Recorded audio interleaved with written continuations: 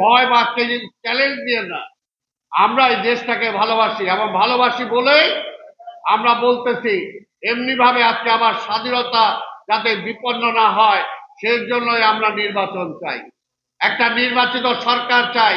নির্বাচিত সরকার থাকলে আর শেখ হাসিনা বলতে পারবে না, এখনো বলে সে নাকি নির্বাচিত প্রধানমন্ত্রী, অথচ নির্বাচন ছাড়াই ক্ষমতায় ছিল। কাজে এর জন্যই আমরা নির্বাচন চাই। আমরা নির্বাচন চাই।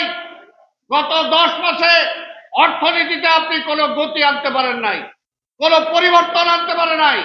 গত 10 মাসে বাংলাদেশের বেকার সংখ্যা অনেক বেড়েছে, অনেক বেড়েছে। যদি এইটা আরো বাড়ে তারপরে কোথায় যাবে? আমরা নির্বাচন চাই।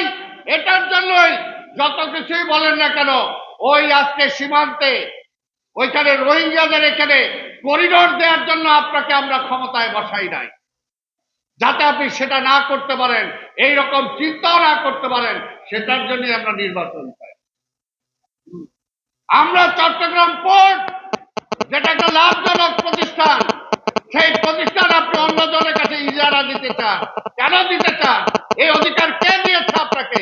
আমরা সেটা দিতে চাই না বলেই আমরা নির্বাচন চাই।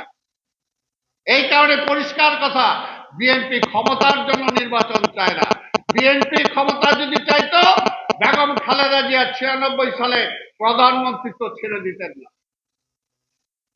যদি বিএনপি ক্ষমতা চাইতো, এই 5ই আগস্টের পরে সেই সময় বিএনপি সবাইকে নিয়ে জাতীয় সরকার গঠন করে ক্ষমতায় যেতে পারত। তাই আমরা চাই জনগণের অধিকার জনগণকে ফিরিয়ে দিতে।